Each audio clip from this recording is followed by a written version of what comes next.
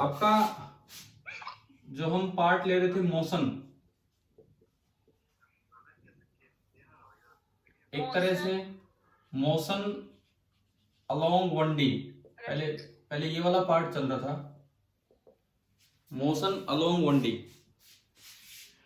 तो इसमें आप अपना रिवीजन करके रखिए, किस लिए कि मैंने अभी जैसे आपका टेस्ट कोई लिया नहीं है, तो आपका जो अगला टेस्ट होगा वो इस पे होगा, मोशन अलोंग 1D पे। ठीक है, इस पे अगला टेस्ट होगा मोशन अलोंग 1D पे। और इसमें यूनिफॉर्म एक्सेलरेशन वाले क्वेश्चंस होंगे, जिनमें वो इक्वेशंस लगती हैं, 3 equation, S is equal to u t plus half a t square, इस तरह की इक्वेशंस ये वाली। उसके बाद वेरिएबल एक्सेलरेशन वाले क्वेश्चंस भी होंगे, वेरिएबल एक्सेलरेशन, जिसमें कि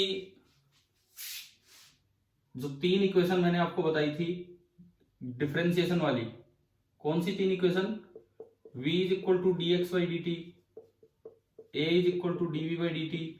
थर्ड इक्वेशन बताओ क्या थी, थर्ड इक्वेशन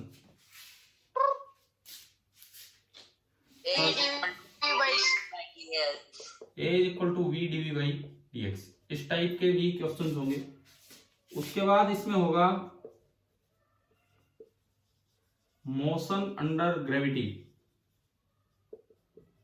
जिसमें एक्सेलरेशन जी होगी और डाउनवर्ड होगी। इसमें इस तरह की चीजें कुछ आप अपनी 9th के नोट्स भी देखेंगे। जैसे किसी चीज को आपने ऊपर फेंक दिया तो ऊपर जाने का टाइम, जैसे आज की क्लास में इसी में ले रहा हूँ, मोशन अंडर ग्रेविटी पे ही कुछ रिवीजन ले रहा हूँ आज की क्लास में। और उसके बाद फिर मोशन पे एक दो लेक्चर और लेंगे हम, थोड़ा 2D पे और थोड़ा रिलेटिव मोशन पे, इस तरह से। क्योंकि एक तो बताओ मेजर कितनी तारीख को है आपके शेड्यूल में? प्रोजेक्टाइल वाले लोग क्या प्रोजेक्टाइल वाले लोग सर? 2D वही है, 2D का मतलब है प्रोजेक्टाइल, उसी में आता है। मतलब 2D मोशन का एक पार्ट है प्रोजेक्टाइल। प्रोजेक्टाइल तो दरअसल मैं इसको भी ग्राफ वाले क्वेश्चन करा देना सर। क्या कह रहे हो? ग्राफ वाले क्वेश्चन भी करा देना सर, ग्राफ कैसे बनते हैं। हाँ ठीक है ठीक है। तो वो तो प्रोजेक्टाइल एक अलग चीज है। देखो प्रोजेक्टाइल तो 2D मोशन का एक पार्ट है, मैं इसको भी प्रोजेक्टाइल बोल सकता हूँ। जिस ऑब्जेक्ट को भी मैं फेंकूं, चाहे ऊपर फेंकूं, नीचे फेंकूं, आगे फेंकूं, कैसे भी, जिस ऑब्जेक्ट को भी मैं फेंक रहा हूँ उस ऑब्जेक्ट का नाम होता है प्रोजेक्टाइल। और ग्राफ की जहां तक बात है, ग्राफ तो 1D मोशन में ही सिखा दिए जाते हैं। ग्राफ सीखने के लिए 2D पे जाने की जरूरत भी नहीं है। लेकिन हम अभी ये वीक जो लगाएंगे 2D पे भी और साथ में फिर रिलेटिव मोशन पे भी कुछ पार्ट हम इस पे फोकस कर रहे होंगे। लेकिन उससे पहले आप 1D मोशन फिनिश करके और उस पर एक टेस्ट देंगे। मैंने आपको ये बता दिया था कि किसने फर्स्ट टाइम ये बताया था कि 2D मोशन को एनालाइज करना हो तो हॉरिजॉन्टल और वर्टिकल डायरेक्शंस बिल्कुल इंडिपेंडेंट होती है एक दूसरे से, कोई इफेक्ट नहीं होता एक दूसरे पे। गैलीलियो, ठीक है ना, गैलीलियो ने ये बताया था। तो एक तो मुझे ये बताओ, मैं पूछ रहा था आपका टेस्ट कितनी तारीख को है, जो मेजर फर्स्ट है अभी जो है वो पता है क्या, कब का है मेजर फर्स्ट? 23 का। 20 किसको है? 21 जून का सर, का 23 का है, सेट का 23 का। अच्छा 23 जून का है, ठीक है 23 जून। और आज कितनी तारीख है, शायद 9th। ठीक है, अब हम छोटे छोटे पार्ट्स में रिवीजन लेके इनका टेस्ट भी लेंगे। तो आपका जो पहला टेस्ट होगा that will B motion along 1D, motion along 1D इसका टेस्ट होगा। कल ले लें आपको मोशन अलोंग 1D का टेस्ट? Yes sir. ठीक है। और एक और बात, कल यार क्लास सुबह ही होगी अपनी 7 बजे। वो आज तो मैथ्स की आपकी F1 की क्लास लग गई थी, इस वजह से मेरी नहीं हो पाई, लेकिन कल सुबह हो जाएगी आपकी क्लास। देखिए अब हम थोड़ा सा रिवाइज करते हैं मोशन अंडर ग्रेविटी। इस पार्ट को हम थोड़ा रिवाइज कर रहे हैं। 2-3 तरह की चीजें होती हैं। सबसे पहली चीज, मैं ये नहीं कह रहा कि ग्राउंड से किसी को ऊपर फेंका हुआ आप कर दोगे। मान लो एक हाइट पे मैं हूं, एक हाइट पे मैं हूं। दूसरी बात, फिर से मैं 2-3 चीजों को कंपेयर करवाऊंगा अभी। एंड अगेन सेम हाइट पे मैंने 3 डिफरेंट केसेस लिए।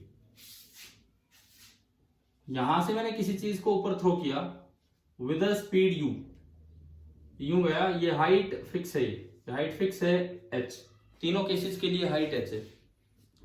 ये ऊपर गया एंड देन लौट के वापस आया और यूं टकरा गया। सपोज कीजिए t इक्वल टू 0 पे इसको थ्रो किया तो t इक्वल टू t1 पे आके इसने टक्कर मारी। दूसरा केस, वही हाइट h है, u स्पीड से इसको नीचे थ्रो किया, ये तो जल्दी आ जाएगा, सीधा ही आ रहा है, तो t इक्वल टू t2 पे ये आके टकराया। और तीसरा केस है उसी हाइट h से एक पार्टिकल को ड्रॉप किया। अब अगर ड्रॉप किया है तो ये भी सीधा जाके टकराएगा एंड इसको टाइम लगा t3, t इक्वल टू 0 पे स्टार्टिंग हुई, ये भी t इक्वल टू 0 पे स्टार्टिंग हुई, इस तरह का काम। तो इनमें देखो दो तरह के जो सवाल आ जाते हैं अक्सर। सबसे पहली बात तो t2 और t1 में टाइम गैप कितना होगा, यहां पूछ लिया जाता है भाई t1 ज्यादा टाइम लगा, t2 कम टाइम लगा, तो t1 माइनस t2 कितना होगा इस पर्टिकुलर केस में, t1 माइनस t2 कितना होगा।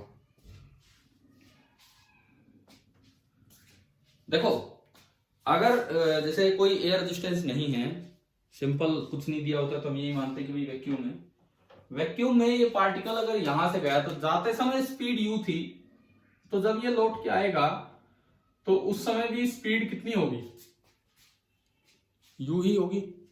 ठीक है, अब इससे नीचे नीचे वाला मोशन तो सेम हो गया, ये मोशन तो सेम है, यानी कि इसको एक्स्ट्रा टाइम बस कौन सा लगा होगा, इसको यहां से यहां उतरने में तो टाइम t2 ही लगना है, जैसा इस केस में है वैसा इस केस में, यहां से यहां उतरने में तो टाइम t2 ही लगना है, केवल और केवल ये एक्स्ट्रा टाइम लगा। अब आपको पता होना चाहिए कि t बराबर 0 पे अगर फेंका है तो ऊपर रुकने में टाइम लगता है u बाई जी, पढ़ा हुआ है ना, ये तो इक्वेशंस ऑफ मोशन से आ जाते हैं, v equal to u plus a t से आ जाते हैं सारा, u बाई जी, और इतना ही टाइम उतरने में लगेगा, तो यहां आते आते टाइम हो गया 2u बाई जी, और यहां आते आते जो टाइम हो जाएगा 2u बाई जी, और प्लस बचा हुआ टाइम सेम होगा जो इसका है t2 को। एक बार बताओ क्या ये सिस्टम आया समझ में? ठीक है, तो अब बताओ t1 माइनस t2 कितना है, जैसे इस तरह के सवाल आ जाते हैं, t1 माइनस t2 कितना होगा, कितना होगा 2u बाई जी। अब ऐसे दो सवाल, मतलब ये वाला क्वेश्चन केवल u दे रखा आपको, मान लो u 10 मीटर पर सेकेंड है, जी आप 10 ले सकते हैं, इसमें पूछ ले टाइम गैप कितना होगा, तो ना कोई हाइट दी ना कुछ और, बस सीधा वैल्यू है। इसमें जी कितना लेना है फिर? देखो अगर u 9.8 का मल्टीपल दिया हो तो g 9.8 ले लीजिए, अगर u 10 का मल्टीपल दिया है तो g आप 10 ले लीजिए, या फिर जो ऑप्शंस देखने होते हैं वहां, या तो क्वेश्चन में अलग से स्पेसिफाई कर रखा होगा भाई जी इतना लो, तो बात अलग है, स्पेसिफाई नहीं कर रखा है तो आपको ऑप्शंस देखने होंगे कि भाई कितना सुटेबल रहेगा। क्लियर है ना, ये कोई हार्ड एंड फास्ट नहीं होता है। क्लियर है, यहां तक हो गया? ठीक है, अब अगली चीज, अगर t1 और t2 दे रखा है तो t3 कैसे निकाले, अगर t1 और t2 दे रखा है तो t3 कैसे निकाले, ये कभी 9th में आपने t1 t2, हाँ हमने प्रूव किया हुआ है, मैं दोबारा अभी प्रूव नहीं कर रहा हूं, मैं केवल आपको रिजल्ट बता रहा हूं। अगर ये दिया हुआ है तो t3 जो होगा that will be equal to under root of sir पिछले साल हमको नहीं बताया सर, तो क्या? ये रिजल्ट है फनिस्टर वालों को। दोबारा बोलो, आवाज नहीं आई, क्या कह रहे हो? सर पिछले साल ये प्रूव करके नहीं दिखाए थे फनिस्टर वालों को। अच्छा तो अभी दिखाऊं, ये क्या किसी ने भी F1 में भी नहीं हुआ था क्या ये प्रूव, ये वाला प्रूव? हो गया था सर। तो यार फिर तो कर लेना, नहीं तो अब ये क्लास इसी में चली जाएगी। F1 स्टार, एक काम करना भाई, F1 से किसी की बच्चे की सर बाद में एक अलग से नहीं, वीडियो बना के मैं वीडियो नहीं बना रहा मैं, सुनो, F1 के किसी बच्चे की कॉपी में तो प्रूफ होगा ना ये, ठीक है, जिस बच्चे की साफ साफ ये प्रूफ हो वो मेरे पास सेंड करे भाई उसकी फोटो पिक लेके, और मैं फिर F1 स्टार वाले और F1 वाले दोनों तीनों ग्रुप में डाल दूंगा कि किस तरह से प्रूफ हो। ठीक है, क्लियर है, करना है जिसकी भी कॉपी में प्रूफ हो। अब सुनो, आगे सुनो। इसके बाद टाइम, मैं केवल रिजल्ट्स पे जा रहा हूं मोशन अंडर ग्रेविटी पे। पहला रिजल्ट, 2 क्वेश्चन इस तरह के हो गए। दूसरी बात, अगर मान लीजिए एयर रेजिस्टेंस भी दिया हो, सपोज आपको दिया गया है कि air resistance is also present,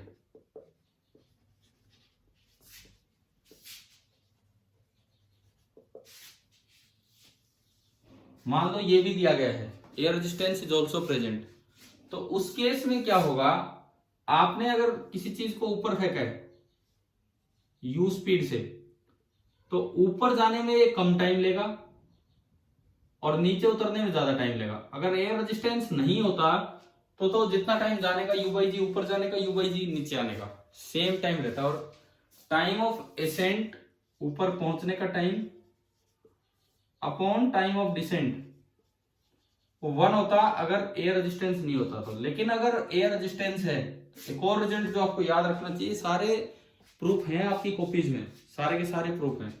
तो ये जो फॉर्मूला है फॉर ऑब्जेक्टिव क्वेश्चन, हमें ये शॉर्ट फॉर्मूले याद रखने चाहिए, g minus a naught upon g plus a naught, where a naught is the retardation due to, where A naught is the retardation due to air resistance। Air resistance की वजह से जो रिटार्डेशन हुआ है वो A naught है। और आप इस रेशियो को देख के बताओ, ये रेशियो लेस देन बना रहा है ग्रेटर देन बना रहा है, ये जो रेशियो है ये देख के बताओ यहां से, ये रेशियो लेस देन 1 है कि ग्रेटर देन 1? Less than 1। हाँ, क्योंकि न्यूमरेटर छोटा है, डिनोमिनेटर बड़ा है, यानी कि टाइम ऑफ एसेंट कम है और टाइम ऑफ डिसेंट ज्यादा है। ऐसा क्यों हुआ, सुनो। जब ये ऊपर जा रहा था तो इसको रोकने वाले दो फोर्स लग रहे थे, एक तो वेट mg नीचे, और एक एयर रेजिस्टेंस, वो मोशन के अपोजिट लगता है, एयर रेजिस्टेंस लगता है मोशन के अपोजिट। तो mg और एयर रेजिस्टेंस दोनों के दोनों फोर्स अपोजिट डायरेक्शन में थे, तो ये जल्दी रुकेगा। mg और एयर रेजिस्टेंस दोनों के दोनों फोर्स अपोजिट डायरेक्शन में लग रहे हैं, रोकने वाले फोर्स ज्यादा हैं, तो ये जल्दी रुकेगा, इसीलिए टाइम ऑफ एसेंट कम है। लेकिन जब ये उतर के आए तो दोनों उतार नहीं रहे इनसे, दोनों नीचे नहीं लग रहे। जब उतरेगा तो mg तो नीचे लगेगा, लेकिन एयर रेजिस्टेंस ऊपर ही रहा। तो इसको जाते टाइम रोकने वाले 2 फोर्स थे, लेकिन आते टाइम नीचे उतारने वाला एक ही फोर्स है, एक तो अपोज कर रहा है, तो इसलिए उतने ही टाइम में नहीं उतर के आएगा, बल्कि कुछ ज्यादा टाइम ले जाएगा। अगर दोनों फोर्स आते टाइम उतारने लग जाते इसे, तो जितना टाइम जाने में लगता है उतना ही टाइम आने में लगता है। तो ये भी एक फॉर्मूला है, ये एक रेशियो है जो हमें याद रखना चाहिए, time of ascent upon time of descent, इस तरह से। क्लियर? ठीक है। अब अगली चीज सुनो, एक रिएक्शन टाइम का कॉन्सेप्ट पढ़ा है क्या हमने 9th में? हाँ जी, रिएक्शन टाइम का कॉन्सेप्ट पढ़ा है 9th क्लास में? कि कोई भी इंसान, है ना, एक तो मैंने गाड़ी वाले तो करवाई दिए थे उस समय, अपनी कॉपी से रिवाइज करना, कि जैसे मैं मोशन अंडर ग्रेविटी पे आ रहा हूँ अभी, लेकिन गाड़ी वाले क्वेश्चन तो मैंने करवाई दिए थे कि एक ड्राइवर है, जैसे ही वो कुछ देखता है रिएक्ट करने में टाइम ले जाता है, तो जब तक रिएक्ट नहीं करेगा तब तक तो उसी स्पीड से चलता रहेगा, फिर वो ब्रेक लगाएगा तब वो रिटार्ड करेगा। तो रिएक्शन टाइम तक तो यूनिफॉर्म मोशन रहता है, एंड उसके बाद फिर रिटार्डेड मोशन होता है। ऐसे ही हर जगह ये चीज यूज हो सकती है, रिएक्शन टाइम वाली चीजें हर जगह यूज हो सकती है, आप खुद चेक कर सकते हो। जैसे मान लो मैं एक पेन को पकड़े हुए हूं यूं, और मैं इसे छोड़ने वाला हूं, सामने आप बैठे हो, और मैं आपसे कहूं कि भाई जैसे ही मैं इसको छोड़ूं आप इसको पकड़ना, जैसे ही मैं इसको छोड़ूं आप इसको पकड़ना, तो मेरे छोड़ते ही आप अगर बिल्कुल पास हो फिर भी आप पकड़ोगे, तो क्या ये पेन थोड़ा नीचे जा चुका होगा या नहीं? बताओ। देखो एक मिनट सुनो, बिल्कुल पास हो, बिल्कुल पास हो आप मेरे, बिल्कुल पास हो, बिल्कुल इसके हाथ यहीं पे, जैसे ही मैं छोड़ूंगा आपने पकड़ा इसे, फिर भी ये पेन थोड़ा नीचे जा चुका होगा। कितने नीचे गया, कितना टाइम तक पेन चला, वही क्या होगा आपका रिएक्शन टाइम। मतलब मोशन अंडर ग्रेविटी में रिएक्शन टाइम कैसे यूज हो सकता है, क्या इसका मतलब आ रहा है समझ में? किसी का भी रिएक्शन टाइम निकालना हो, ये पेन लिया, बिल्कुल सामने उसके हाथ है, मैं जैसे ही छोड़ूं, अब वो कितनी देर बाद रिएक्ट कर पा रहा है, तो पेन ने कितनी डिस्टेंस कवर की वो निकाल लो। पेन ने मान लो डिस्टेंस कवर की s, इनिशियल स्पीड है 0, तो s is equal to half g t square, और यहां से जो t आएगा, यहां से जो t आएगा वो आपका क्या हो जाएगा, रिएक्शन टाइम। ये जो t होगा that will B reaction time. मतलब इस तरह से भी क्वेश्चन बन के आ सकता है कि भाई रिएक्शन टाइम क्या होता है, कैसे निकाला जाता है। ठीक है, अच्छा इसके बाद सुने, मोशन अंडर ग्रेविटी में जो पूरा प्रोजेक्टाइल का जो नाम लिया एक बच्चे ने, प्रोजेक्टाइल पूरा ही मोशन अंडर ग्रेविटी है और कुछ नहीं है उसमें। अब एक सवाल आ जाए, particle is moving under gravity, मतलब मोशन अंडर ग्रेविटी हो रहा है, आपको बताना है पाथ स्ट्रेट लाइन होगा कि पैराबोलिक होगा। Particle is moving under gravity, path straight line होगा या पैराबोलिक होगा, बताओ। पैराबोलिक। तो ये इतनी देर से मोशन अंडर ग्रेविटी हो रहा, वो स्ट्रेट लाइन हो रहा, ऊपर जा रहा है नीचे आ रहा है, कैसे डिसाइड करें कि पाथ स्ट्रेट लाइन होगा कि पैराबोलिक होगा। दोनों हो सकते हैं, हो तो दोनों सकते हैं, फिर ये देखा कैसे जाता है कि अंडर ग्रेविटी जो मोशन हो उसमें पाथ कैसा रहेगा। देखो आपकी ग्रेविटी की डायरेक्शन, क्या बोला है दोबारा बोलिए। स्लोप से। ना ना स्लोप से नहीं, सुनिए पाथ कैसा होगा, ये कैसे डिसाइड होता है। आपकी एक्सेलरेशन ड्यू टू ग्रेविटी की डायरेक्शन होती है वर्टिकली डाउनवर्ड, और पूरे मोशन के दौरान वो कांस्टेंट रहती है। अब केवल इनिशियल वेलोसिटी से डिसाइड हो जाएगा कि पाथ स्ट्रेट लाइन होना है कि पैराबोलिक होना है। अगर इनिशियल वेलोसिटी और एक्सेलरेशन ड्यू टू ग्रेविटी के बीच का angle, if angle between initial velocity and acceleration due to gravity is 0 degree और 180 डिग्री। 0 डिग्री मतलब मैंने नीचे फेंक दिया, 180 डिग्री मतलब मैंने ऊपर फेंक दिया। तो आप अपने कॉमन सेंस से बताओ, अगर मैं एक पार्टिकल को सीधा नीचे फेंकता हूं या सीधा ऊपर फेंकता हूं तो पाथ कैसा होता है उसका, स्ट्रेट लाइन या parabolic. Straight line. Straight line. तो ऐसे केस में तो जो पाथ होगा दैट विल बी स्ट्रेट, और जी नीचे की तरफ है,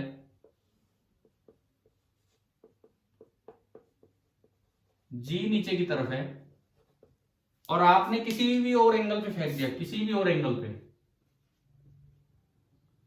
जी कांस्टेंट है, ये हमारी कंडीशन है। If angle between u and g is other than 0 degree और 180 डिग्री, तो जो पाथ है वो कैसा हो जाएगा, पैराबोलिक। आप और किसी एंगल पे फेंकेंगे तो जो पाथ होगा वो पैराबोलिक हो जाना है। क्लियर, मतलब जी कांस्टेंट रहे, एक तो ये कंडीशन बहुत जरूरी है, जी कांस्टेंट रहे, और एक एंगल बिटवीन यू एंड जी 0 और 180 डिग्री ना हो, तो जाके ये पाथ आपका होगा। वीडियो नहीं दिख रही? दिख रही है सर, दिख रही है ठीक सर, है ठीक है ठीक है ठीक है। दिख रही है। तो पहले तो ये बताओ, क्या ये डिसाइड करना आ गया कि नहीं कि पाथ पैराबोलिक है कि स्ट्रेट है। ठीक है, अब मैं एक सवाल पूछता हूं आपसे, मैं अर्थ का रेडियस है r, कैपिटल R, और मैं अर्थ की सरफेस से r हाइट पे ही चला गया। अर्थ का रेडियस है कैपिटल R और मैं अर्थ की सरफेस से r हाइट पे ही चला गया किसी रॉकेट वगैरह में या कैसे भी, और वहां से मैंने एक चीज को सीधा थ्रो किया अर्थ की सरफेस के पैरेलल, तो बताओ पाथ कैसा होगा।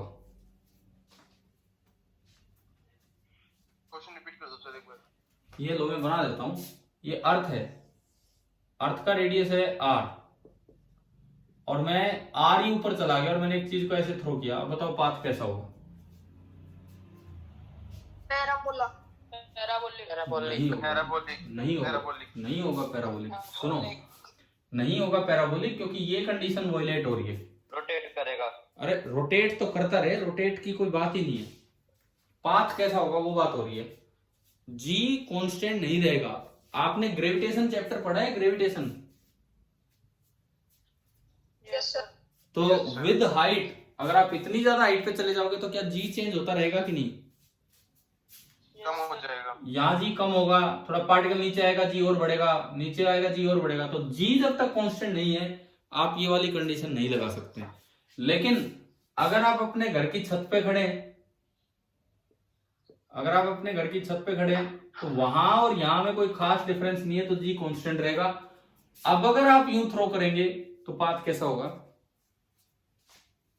कैसा होगा? पैराबोलिक। पैराबोलिक। अब पैराबोलिक होगा। तो पैराबोलिक पाथ की दो कंडीशंस हैं, अब ध्यान से सुने। पैराबोलिक पाथ किसी भी पार्टिकल का कब होता है किसी मोशन में? जब पहली चीज acceleration of the particle constant रहे। पहली चीज तो यह है कि acceleration of the particle constant रहे, और दूसरी चीज है कि जो एंगल है between initial velocity and acceleration वो ना तो 0 डिग्री हो और ना 180 डिग्री हो। 0 और 180 डिग्री के अलावा कुछ भी एंगल होगा और एक्सेलरेशन कांस्टेंट रहेगी तो पाथ पैराबोलिक होगा। पाथ स्ट्रेट कब होगा? जब इनके बीच का एंगल कितना हो जाए, 0 डिग्री या 180 डिग्री, ठीक है ना, तब जाके पाथ स्ट्रेट होगा। अब देखिए इसके बाद देखो आगे,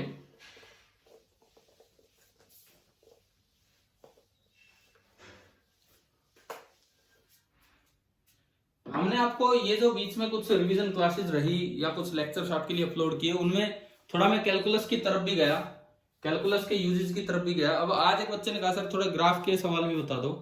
भाई ग्राफ में पहली बात तो एक चीज दिमाग में रखो, एक चीज दिमाग में रखो कि अगर पहला ग्राफ, शायद हमने ऐसे कभी पढ़ा हो, पोजीशन टाइम ग्राफ की स्लोप क्या देती है?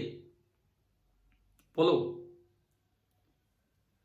पोजीशन टाइम ग्राफ की slope, velocity, velocity time graph की slope, acceleration, acceleration time graph का area, change in velocity, change in velocity, और वेलोसिटी टाइम ग्राफ का area, change in position, change in position उसे आप डिस्प्लेसमेंट बोल देते हैं। हाँ ठीक है, चेंज इन पोजीशन उसे आप डिस्प्लेसमेंट बोल देते हैं। तो ये तो बिल्कुल सीधे सीधे ग्राफ हुए, बिल्कुल सीधे सीधे ग्राफ। इन जनरल आप एक चीज दिमाग में रखें, देखो इधर सपोज ये x है और ये v है, टाइम के साथ नहीं, मैंने कोई और ही ग्राफ दे दिया आपको, टाइम के साथ नहीं कोई और ग्राफ दे दिया, और ये ऐसे दिया हुआ है, ये पोजीशन है 5 मीटर और यहां वेलोसिटी है 2 मीटर पर सेकेंड, और यहां एक टेंजेंट डाल के दिखा रखी है क्वेश्चन में, एक टेंजेंट डाल के दिखा रखी है ऐसे ये, और इसका जो एंगल है दैट इज 45 डिग्री। ये एक सवाल है। अब मुझसे पूछा गया कि find the acceleration of particle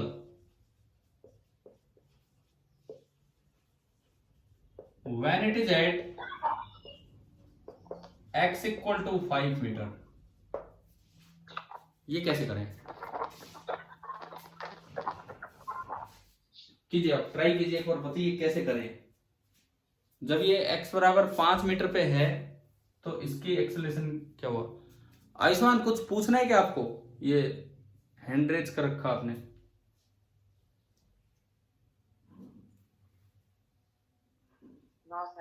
ठीक है, तो ये क्यों बीच बीच में? मीटर पर सेकंड स्क्वायर।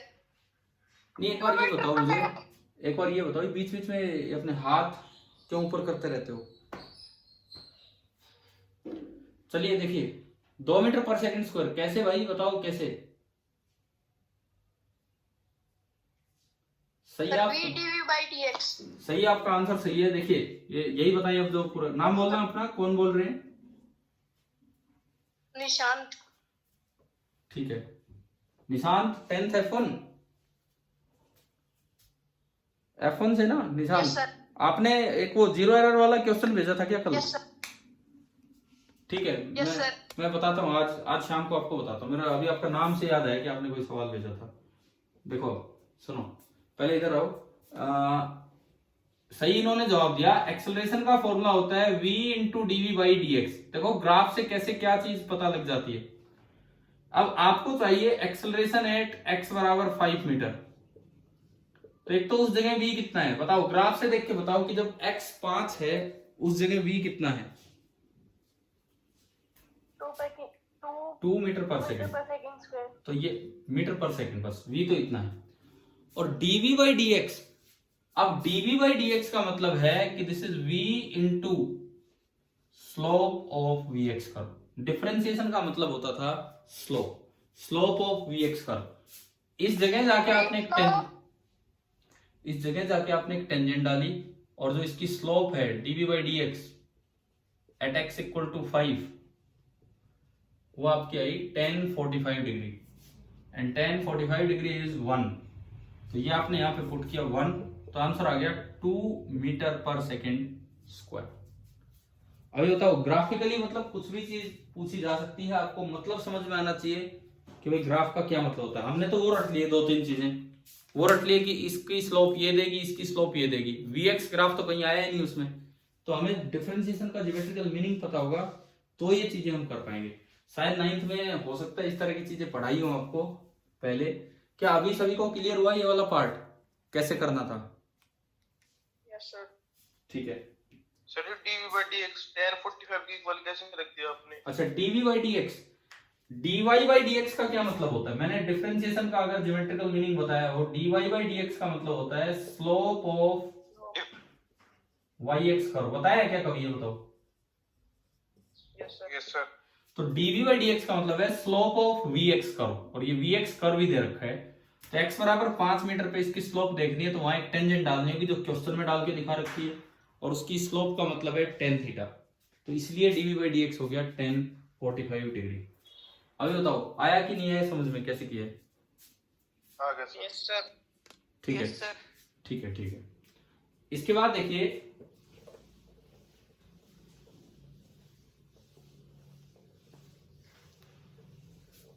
जो आपका ये 1D मोशन है, 1D मोशन, कल इस पे आप एक टेस्ट दे रहे होंगे, और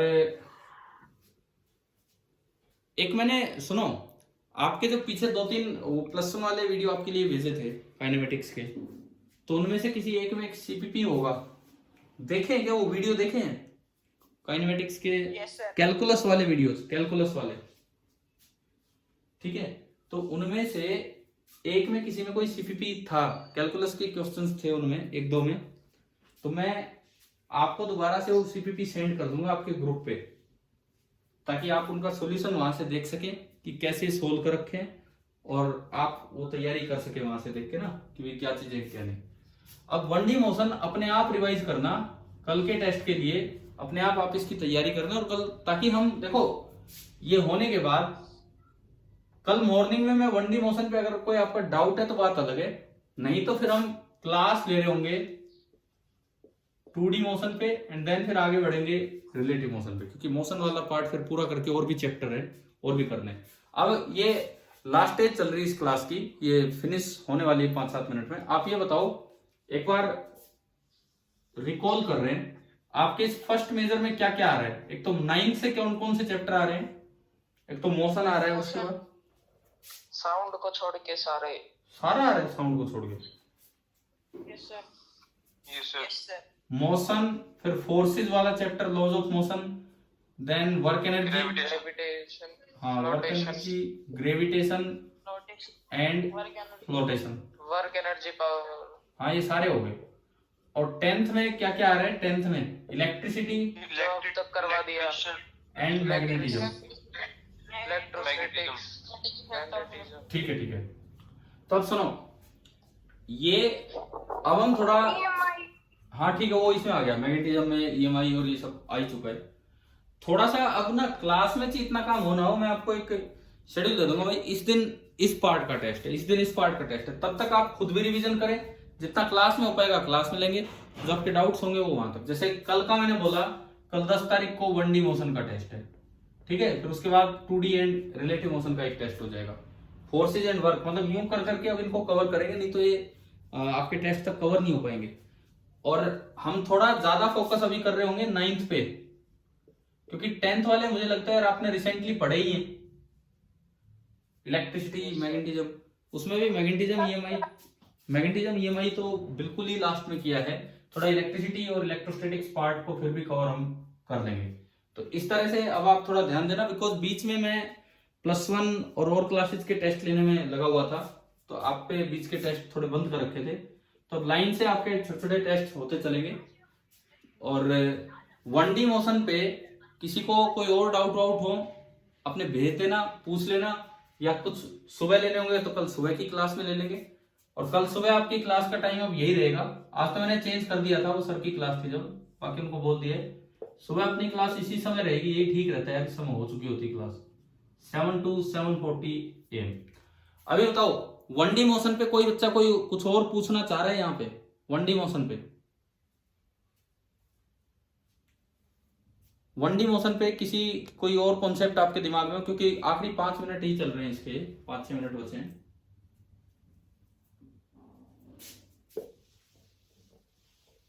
नहीं पूछ रहे हो आप लोग, कोई बात नहीं।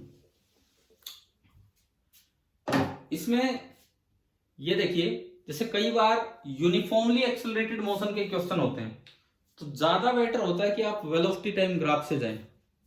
यूनिफॉर्मली एक्सेलरेटेड मोशन के क्वेश्चंस इक्वेशन से भी हो जाते हैं, लेकिन इक्वेशन से सोल्व करने की बजाय जल्दी सोल्व होते हैं वीटी वेलोसिटी टाइम ग्राफ से, उनसे जल्दी सोल्व होंगे वो चीजें, क्योंकि उस ग्राफ में एक साथ 2 चीजें आती हैं।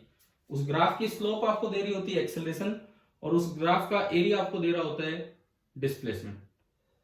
ठीक है, अच्छा एक इस तरह की चीजें याद रखना। आज +1 का, आज नहीं कल टेस्ट था, मैंने आपको करवा रखा था ये सवाल आपको 9th में, लेकिन एक क्वेश्चन उनके टेस्ट में आया, एक बॉल को ऊपर प्रोजेक्ट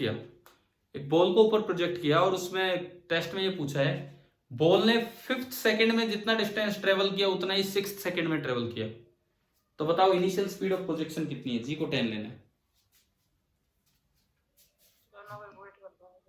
बॉल को ऊपर प्रोजेक्ट किया, बॉल ने 5th सेकंड में जो डिस्टेंस ट्रेवल किया उतना ही 6th सेकंड में किया, तो initial speed of the ball कितना? आंसर दे रहे हो क्या?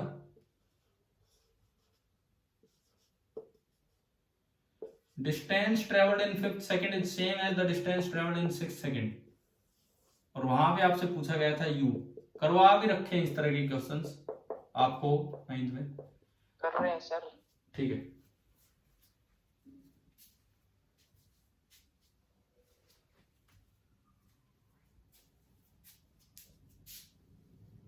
सर u + a/2 2n - 1 हो जाएगा क्या a/, इस सवाल का जवाब दे रहे हो कुछ और पूछ रहे हो? देखो मैं एक बार बता देता हूं, इतना ही टाइम बचा फिर ये मीटिंग खत्म हो जाएगी। अगर 5th सेकंड में जो डिस्टेंस चला वही 6th में चला, तो दोनों सेकंड में ऊपर तो जा नहीं सकता, क्योंकि ऊपर चलते चलते तो वो धीरे धीरे इसकी स्पीड कम होगी।